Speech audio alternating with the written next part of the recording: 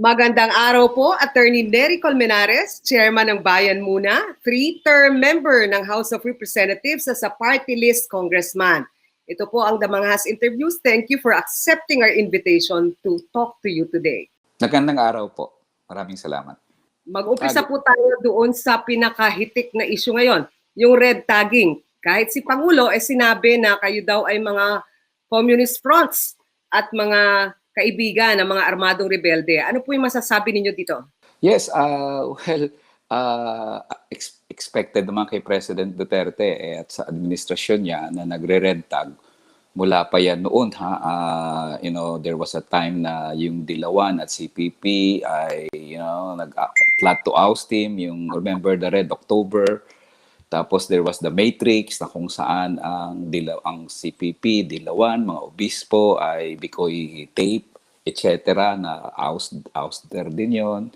Red Tag, Oxfam, Swedish Red Cross ay mga communist fronts. No? So in any case, sinasabi niyang communist fronts. Ang problema sa kanya, una, hindi totoo yon. That's the first. Alright. Pangalawa, ang problema kay President Duterte is so weird. For a lawyer, wala siyang kinikilalang ebidensya. Sa kanya, dalawa ang ebidensya niya. Una, yung intel report at pangalawa, yung bulong ng pinakamalapit sa kanya. So, kaya marami na siyang statements na kinokorek na lang later on ng mga aides niya kasi wala siyang pakialam sa facts, wala siyang pakialam sa ebidensya. Depende kung anong pumasok sa isip niya. So, yeah, that's my... Supreme Court Justice Marvic Leonen, ang red tagging o red baiting ay pag-akusa sa mga tao o organisasyon na left-leaning, subversibo, komunista, terrorist bilang strategy. Kasi meron tayong whole of nation approach to combat the insurgency. Ano po yung masasabi ninyo? Ilatag nyo nga sa amin. Ano ba yung linya?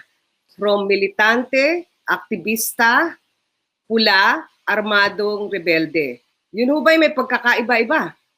Definitely, may pagkakaiba-iba. So yung definition ni Justice Leonen, tama rin yun. Although hindi nakaangkla lang doon sa whole of nation approach na counter-insurgency. Actually, red tagging panahon pa ni Marcos. When I was a student Catholic Action member noon, during the time when Marcos banned all student organizations, yung bishop namin, Bishop Fortich, tinawag niyang NPA. No? So, it happened before. Ang kinaiba dyan, under international humanitarian law, protected persons ang civilians. No? Ang international humanitarian law, kumikilala ng armed na mga conflicts between armed groups. So, ang armed combatant, like the NPA, is different from a civilian.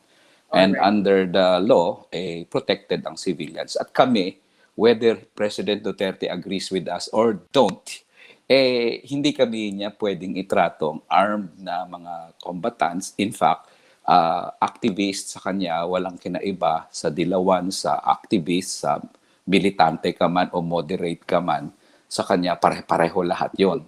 They are out to oust him. At Kwento nyo nga po sa amin, dating naging maganda ang relasyon ninyo kay Pangulong Duterte. Sa totoo lang, nangampanya ang mga kaliwa at militante para manalo si Pangulong Duterte. Saan po nagsimula na umasim yung relasyon? Una muna, Malu, hindi totoo na nangampanya kami. Ang totoo niyan, grace po ako during 2016. May mga ilan kaming members sa Mindanao that believed in him and campaigned for him. Dahil? Dahil marami na silang nakita na mga sinasabi niya, na ginagawa niya doon sa mga halimbawa, mga human rights, prisoners, nilalabas niya. Ang problema niya rin sa Mindanao, may EJK din siya. Kaya sa akin, nung kampanya Malu, ang tingin ko talaga kay President Duterte at marami sa amin, he promised a lot of things. And para sa akin at the time, this is another traditional politician promising the moon during campaigns. Okay. So yun yung talagang totoo doon. Ngayon, ang nangyari, when he won the presidency, alam mo sa totoo lang, when he again promised the same things, no? Like libreng pamamahagi ng lupa, tanggalin niya ang kontraktualisasyon, lahat na yan, none of the presidential candidates promised that. That's the first. Second, when he won the presidency and he repeated this, alam mo, it came to my mind uy, baka totohanin niya ito. Kasi he doesn't need to promise anymore At tinutuon pa. Panalo na siya He doesn't need to promise the moon, di ba? Pwede niya nang i-renege like any trapo. So there was really a time na nag-isip ako na, kami, marami siguro nag-isip noon. He may be, mantakin mo, kontraktualisasyon, pag natanggal niya yan, grabing ginhawa sa maraming manggagawa yan. Okay. Kaya lang, nakita namin, these are all, he's nothing more than another trapo na nangangako ng lahat ng bagay na hindi niya naman tutuparin. Okay During po. the time of Arroyo, we were majority for 3 years until Hilo Garci, of course, an NBNCTE. Nagsipak na kami sa majority. During the time of Aquino, majority kami sa first 3 years niya. Noong na lang, DAP pork barrel at mamasapa, umalis kami sa majority. Kay President Duterte, hindi kami umabot ng 3 taon. 1 taon pa lang. We already umalis na kami sa majority. At sinabi namin, this is a government na nagpapakita na fascist siya at wala siyang intensyong gamitin yung kanyang pangako para sa kapakanan ng mamamayan. Okay. So yun yung reason doon. Attorney Neri, noong una sabi niya siya daw ay socialist, kaibigan ni Professor Joma Sison at nag-appoint siya ng mga kaliwa o militante sa gabinete. Tapos ng peace talks at nag-collapse ang peace talks tsaka kayo umalis. Sabi nga yung strange bedfellows kayo sa simula pa lamang, tapos umalis kayo sa kama. Ano ho ba yung nangyari doon? Parang mga pangako na napako o talagang hindi nyo rin makuha yung inyong gusto? No, actually, kami ang ano ba naman ang gusto namin, except tuparin niya yung pangako niya sa kontraktualisasyon. Tuparin niya ang pangako niya sa pamamahagi ng lupa sa magsasaka. Yun naman talagang gusto namin. Pero sa experience namin sa 1 year or 1 year and a half na yon, kahit na yung mga left-leaning, mga left na nasa members ng cabinet niya, found out na wala talagang pupuntahan yung kanya mga policies. Pakitang tao lang yon.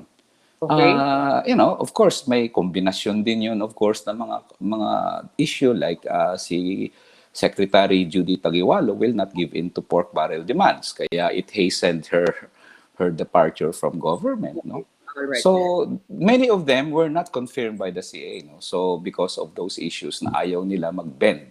So yun, he promised a lot and some people believed him initially, but in the end it was found he is nothing more than another trapo na nangangako na walang planong tuparin ang pangako. Pero hindi ho yun ang paniwala ng maraming mga diehard Duterte supporters. Ano po? Ano masasabi niyo doon? Hindi naman talaga maitatwa na he has the support of a lot of people. But ito lang ang napapansin ko. Yung support na yan, gaano man yan kalaki before, marami na rin nawagas dyan. And it's just a matter of time because he is incompetent in this COVID response. Ang economy natin, talagang mahirapan talaga lahat ng mamamayan dito.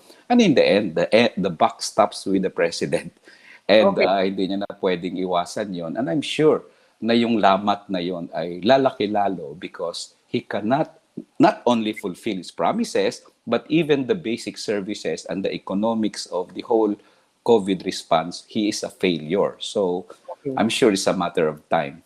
Attorney Neri, ikwento nyo nga sa akin, sa inyong pakiwari, anong klase bang politiko o leader si Pangulong Duterte at bakit ganyan pa rin katibay ang hawak niya sa poder? Anong mga factors ang dahilan? Bakit siya namamayagpag hanggang ngayon? Well, ang malaking bagay kay President Duterte, he instilled fear sa halos lahat. All the checks and balance institutions, talagang intimidated sa kanya. So let's start with Congress. Let's start with yung judiciary. Diba, pag ginawa mo yan sa mga top leaders ng Kongreso at mga judiciary na napapatalsik sila based on the whims of the Duterte administration, may chilling effect talaga yan. Okay. Let's go to the other checks and balance institutions. Mantakin mo, bibirahin mo ang COA, bibirahin mo ang Commission on Human Rights. Lahat na ito na parang mga independent constitutional bodies na bira mo. LGUs, lagyan mo siya ng narco list. Pag hindi ba naman ma-intimidate yung mga LGUs diyan sa kanya? So ang ibang presidente dati, ruled by favor, ruled by pork barrel, lorded it over by largesse. Pero sa kanya, kombinasyon eh. Ano po? Kombinasyon ng pork barrel, kombinasyon ng mga pangakong, benefits, and at the same time, may stick siya eh. May stick siya, and ang stick niya, pinoprove niya talaga yan that I can, lahat ng against me will suffer. Look at Senator De Lima. Look at, kahit si Senator Trillanes. Look at Makabayan. Look at how he disenfranchised a lot of people, imprisoned. Minsan, may mga biktima dyan ng EJK. So he intimidates, and that's why I've met with a lot of mga mga LGUs naman na sabi nila, grabe talaga itong presidente na to. Pero takot Paano? sila eh. Takot sila eh. Paano sila takot? Well, marami ng mayors ang namatay because of the drug campaign. And whether now President Duterte is denying it, but a lot of people continue to believe na yung mga yon, sanctioned yun ng administrasyon, yung Okay. EJK. Pag hindi ba sila matakot na mabiktima sila, just like any mayor or any public official na nabira dyan, I doubt it very much. Kahit nga sino matatakot talaga sa ginagawa ni President Duterte na intimidation. Punta po tayo sa Anti-Terrorism Act. Okay, 37 ang petisyon sa Supreme Court para wag ipagpatuloy yun. Ano po sa inyong punto ang hindi dapat, hindi kaayon-ayon doon sa Anti-Terrorism Act? Well, basically, agad yung purpose niya. No? Of course, it's not written in the law. The purpose is very, very, it's an illusion, it's a lie. Ang purpose is para daw sa mga terorista. But you know what, Malu? Kailangan ba nila ng batas para sa mga terorista? We have a lot of laws already. And secondly, tingnan nyo, dito sa Pilipinas, drug suspect ka lang, patay ka. How much more kung abusive suspect ka? I mean, aambushin na lang ng military, ng army, re-ready na lang ang abusive, tapos sabihin ng army, uy, wala palang terror law, hindi pwede. They even search houses without search warrants eh. So what is the law for? It's intended for the critics and the dissenters, not for the terrorists. They don't need a law for the terrorists. With or without a terrorism law in the Philippines, there are laws in place, and of course, the cruel war that has been going on for decades now doesn't even contemplate a legal proceeding here. That's the first. Second, of course, within the law itself, Section 4, definition of terrorism. Can you imagine a law that does not penalize an act? It penalizes an intention. Even the Human Security Act, the old law, I mean, it's draconian, pero at least it enumerated the crimes. Sabi niya, if you committed hijacking, kidnapping, you murder, you massacre, you arson, lahat yan, bombings, then pag itong intention mo, then you are a terrorist. Dito sa bagong law, itong law, mantakin mo, any act, provided yung intention mo is to, quote-unquote, endanger another person's life. Can you imagine that? Any act. Your act could even be legal, but as long as they impute the intention to you, they can define you as a terrorist by merely imputing na nagrarally kaya it's legal, but your intention is to spread fear and intimidate government, etc., then you're a terrorist. So the definition itself is the most draconian feature of the law, and you add to that the 24-day detention and so on, it becomes more Kayo draconian. sa mga petitioner, di ba po, sa Supreme Court, Yes. na sinabi doon yung 14 days na ikaw ay makukulong kahit walang kaso at mayroong cabinet level committee na pwedeng i-designate o inombra ka na suspected terrorist. Yun ho bang mga isyong yun, ipaliwanag nyo nga bakit lihis sa revised penal code at sa batas? Una muna sa kulong. Under the Constitution, in cases where the writ of habeas corpus is suspended, no person shall be in prison beyond 3 days. Nakalagay yan sa Constitution eh. Pag hindi mo siya nakasuhan in 3 days, the Constitution says, otherwise he shall be released. Why is this in the Constitution? Because at the time of Marcos, marami siyang kinukulong, walang kaso. Minsan months, minsan years, walang kaso. So the Constitution precisely said 3 days kasi ayaw nilang maulit yung Marcos. Martial law. But the law amended the Constitution by saying, well, actually, if you're a terrorist, pwede ka, up to 24 days malo, 14 plus 10 days of extension, 24 days. So that's immediately violation of the Constitution. Secondly, fair play, malo, fair play. Kasuhan mo ako. Hulihin mo ako. Ikulong mo ako. Walang kaso. Saan ako magsasubmit ng ebidensya ko? Where's the basic sense of justice here? And fairness, di ba? How will I convince somebody na hindi ako terorista? Wala, walang kaso eh. Second, yung designation. Ito. This is the main purpose of red tagging. In the end, the imputed crimes against us, NPA kami, etc., CPP kami, the imputed crimes, conspiracy, etc. Pero they will not file criminal cases, ha? They will probably file just for show. Pero nadidismiss kasi dahil wala silang ebidensya eh. But they will file designation. Why? They will file proscription. Why? They will file disqualification. Why? These are all administrative proceedings. It does not require a higher quantum of evidence. Mababa lang, wala silang ebidensya masyado. Mantakin mo, i-designate ka lang ng cabinet. Probable cause, ha? Probable cause, according to their interpretation, designated ka na. Worse, ipapublish ka pa.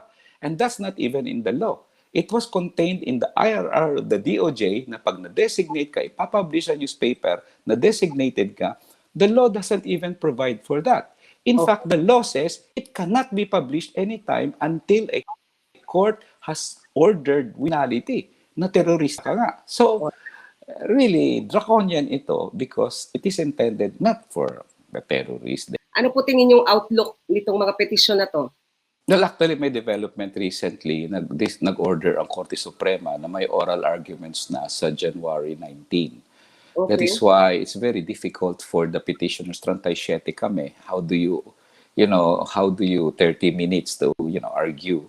That's why through the, support of the IBP, nagkaroon ng means to coordinate ang mga participant, mga petitioners, and we're now in the stage of choosing our list of counsels who will argue for the petition.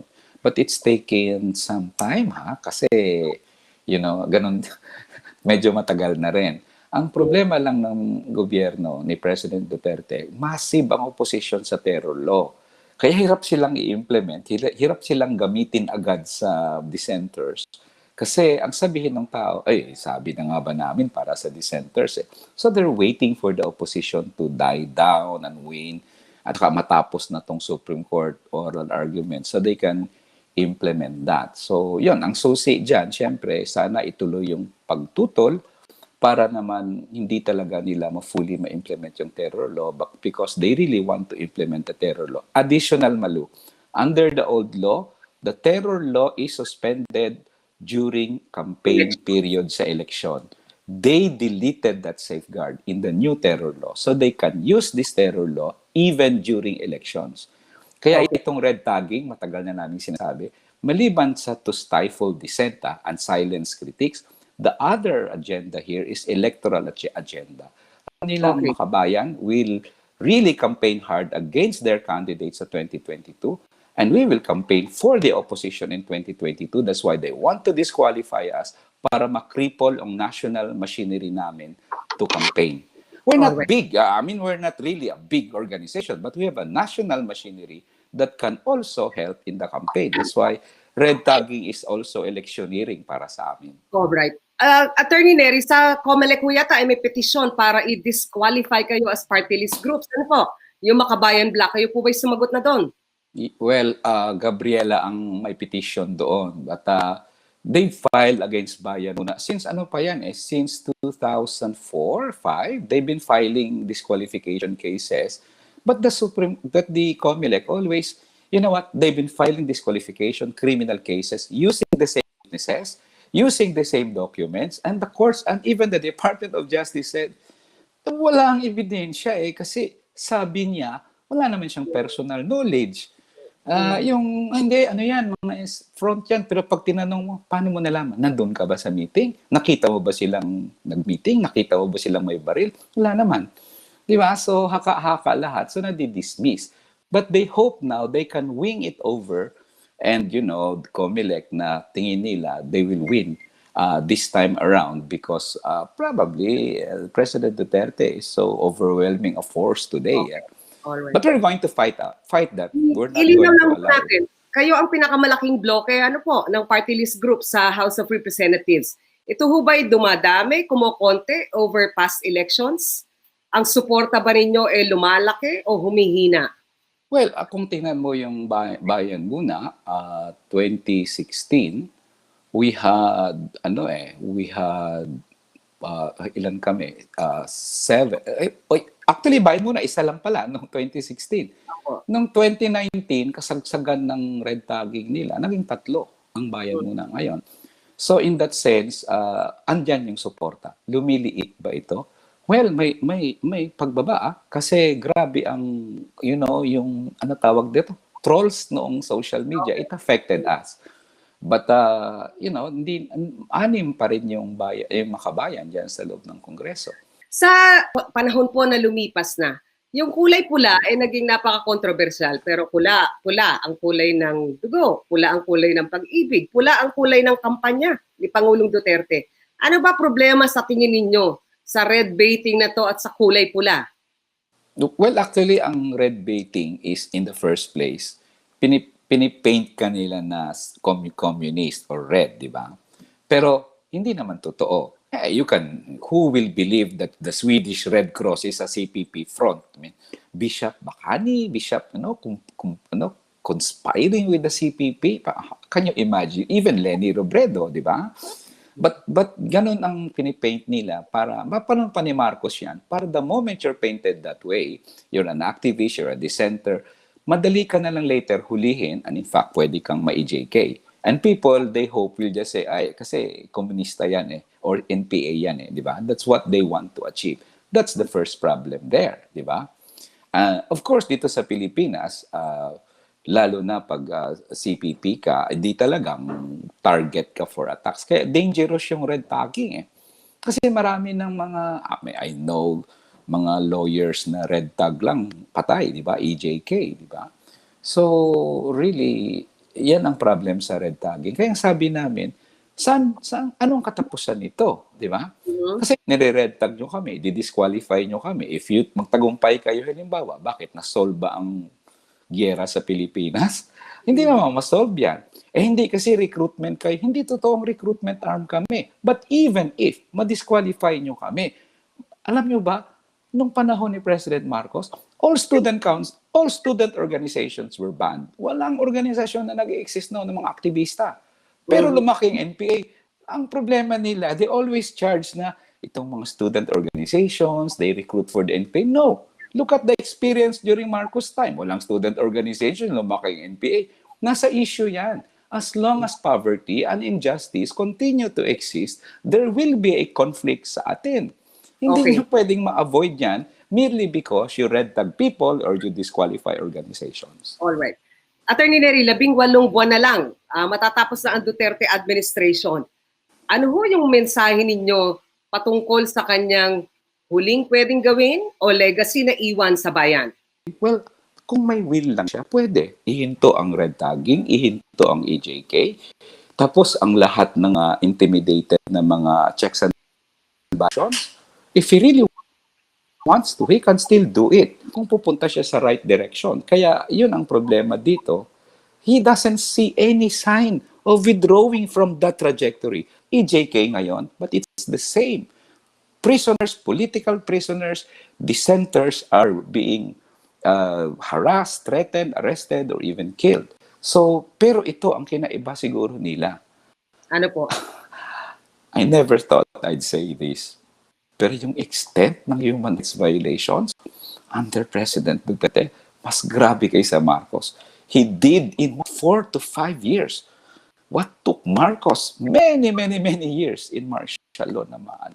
So, mas worse siya in the sense na he's really very brutal and walang ka-finesse-finesse. Si Marcos kasi may pretensions ng constitutionalism Smiling martial law. He tried to quote it. No, President Duterte, bira talaga. Crass and talagang direct na wala siyang pakundangan. So that's why the implementation of his policies are so cruel and so brutal because sumusunod sila sa style niya na kung saan the only solution to any problem Si President Duterte, black and white mag-isip. Kahit anong problema, ang solusyon dyan, hulihin mo yan, ikulong mo yan, patayin mo yan. Kaya ganito ang tayo sa COVID eh. Kasi the President only knows one solution for all the problems. Treating a health emergency problem as a peace and order problem. Kaya really, one of the worst, in fact the worst si President Duterte para sa akin. All right. On that note, kami po yung nagpapasalamat sa inyo, Atty. Neri Colmenares, Chairman ng Bayan Muna. Magandang araw po sa inyong lahat. This has been the Mangahas Interviews. And stay safe and healthy and happy. Maraming salamat po. Magandang araw.